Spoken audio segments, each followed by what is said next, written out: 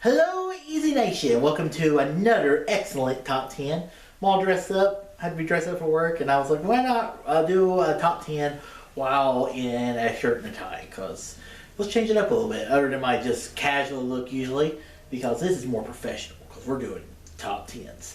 So, today's topic is top 10 dystopian-apocalypse movie. I don't know which I'm going to title it as, but the movie Civil War comes out this weekend.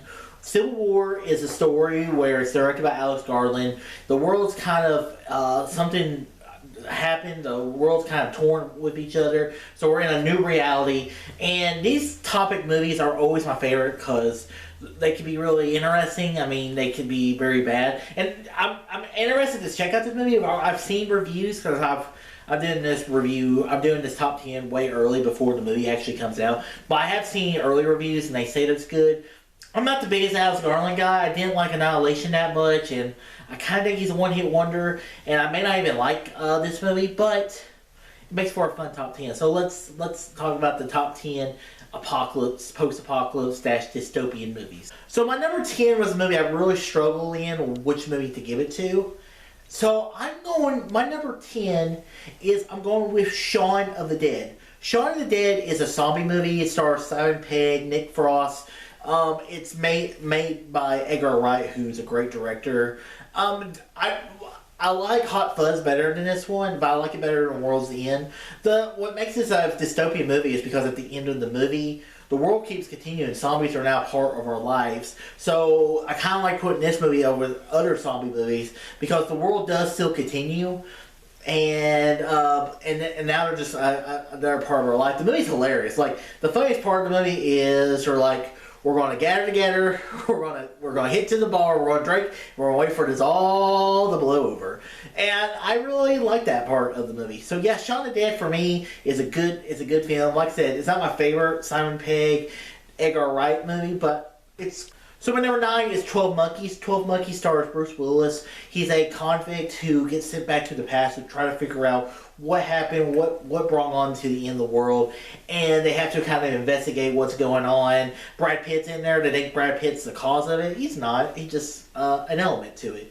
I've only seen this movie once, and I've seen it years ago, so it's a movie that I definitely want to do a review on again, and hopefully we get there eventually. But yeah, 12 Monkeys, I still remember it being a very good movie, and I want to see it again. So yeah, 12 Monkeys definitely deserves this spot on this list. My number 8 is Interstellar. Interstellar is a movie directed by now Oscar-winning director Christopher Nolan, and it stars Matthew McConaughey. And the whole premise of Interstellar is we've ran out of resources, the world's dying. What can we do to keep the human race from going on? McConaughey is trying to get back to his daughter Merv, and the movie is great. The special effects alone, the visually it's great. McConaughey is absolutely incredible, and everyone else in the movie. And I like how it kind of sets itself up because the human race we're running on fumes. Can we survive the next few years? Who knows? And that's what makes Interstellar a very, very good watch. And I really like this movie. My number 7 is WALL-E. So WALL-E is a Pixar movie which is about this droid who lives on Earth, who is really the last living thing on Earth. And you have humans that are on this spaceship who've grown too fat. They live with the comfort of their lives. And WALL-E is just a great little Pixar movie. It really tells you a lot what's going on and kind of symbolizes sometimes the best and sometimes the worst in humanity. So WALL-E is a very good movie. It's also that little droid. He's just so cute sometimes. My number 6 is A Quiet Place. Quiet Place is a movie I've watched recently, and I really like this movie. I mean, the society where a monsters are coming to get you if you make a sound, and how this world, and there's hardly ever any talking, but the movie is very. You feel on the edge of your seat the entire time. And this is the movie that debuted the Spotlight review on the Darth Easy YouTube channel. So it has a special place in my heart for that. But John Krasinski directs the hell out of this, and Emily Blunt's great in this movie as well. And also the kid actors are pretty good too. My number 5 is Mad Max Fury Road. Mad Max Fury Road is a movie that I've watched multiple times. And yes, is there much story? There is not. But it's awesome.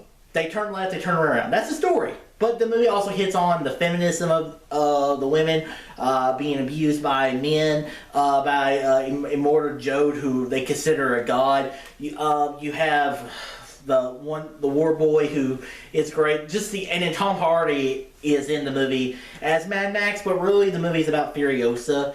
Charlize Theron kills it in this movie. I absolutely love Mad Max Fury Road. It's one of my favorite movies of the last decade. And yeah, that's my thoughts on that film. My number 4 is The Matrix. The Matrix is a film that really is amazing because it really changed the way we made action movies, but also the sci-fi element of the movie where the world and these like machines are trying to wipe out all humanity, and the humanity's the resistance. I mean, we might be going there eventually with AIs trying to kill us, but we're not there yet. So yeah, I mean, Matrix is great, but Keanu Reeves, this is the movie for me that made Keanu Reeves. And really, I mean, it wasn't until John Wick that it really changed my opinion of how Keanu Reeves is. But the action in this movie is great. The vocality's killing this movie. This is the only movie that I really feel like are any good.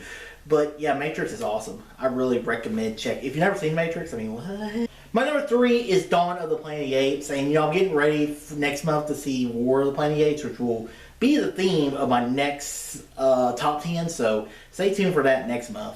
But Dawn of the Planet of the Apes is a movie that it's one of those films that the sequel is better than the first one. It really makes you like, it changes the game of the Apes movies because they're always like, oh, the humans are the bad guys, the humans are the bad guys. And this one, the apes are the ones that started the war. They kind of brought it on themselves. Like Koba, who's this, he's normal in this society, helped save Caesar and his son's life, and he sees a human, and all those traumatic memories, it just snaps. And now you have and then the human element of the story where they're just trying to survive and they can live in peace, but it just doesn't work out. Gary Oldman, who is supposed to be the villain, but it's really not the villain. You're like, you know, he's not really the bad guy in this movie. So yeah, he's great. This movie's great, and I was in my last month's top 10, probably in another top 10, but yeah, I love this film. My number 2 is Snowpiercer. Snowpiercer is awesome because it's about this. It's directed by Bong Joon-ho, who directed Parasite, which was a movie that was my favorite movie of 2019, I believe. And Snowpiercer was a movie I watched much later. It stars Chris Evans, but the whole of the world, basically, what's left of humanity lives on this train. And I like how it does with the classes. The further up you go in the train, the higher class they are. The further back you go, the lower class they are. So it was very interesting going to the class struggles of this movie. And the action's good, and I really enjoyed this film. It's one that I want to own on Blu-ray, and I would definitely want to watch it again. And my number 1 dystopian apocalypse movie is Children of Men. Children of Men is an absolute masterpiece, directed by Alfonso Cuarón, who is a really great director. But the whole story of Children of Men is we can't have children anymore, and it's just the end of our society. A woman has ended up pregnant. What's different about her? And then whenever, like the moment in the movie when you hear the baby crying, it's just absolutely incredible. And then, like I said, Guy Pearce is amazing in the movie, and the movie's just directed well. And I love Children of Men. It's one of my favorite movies of all time. And when I think of post-apocalypse dystopian movies, I think of Children of Men.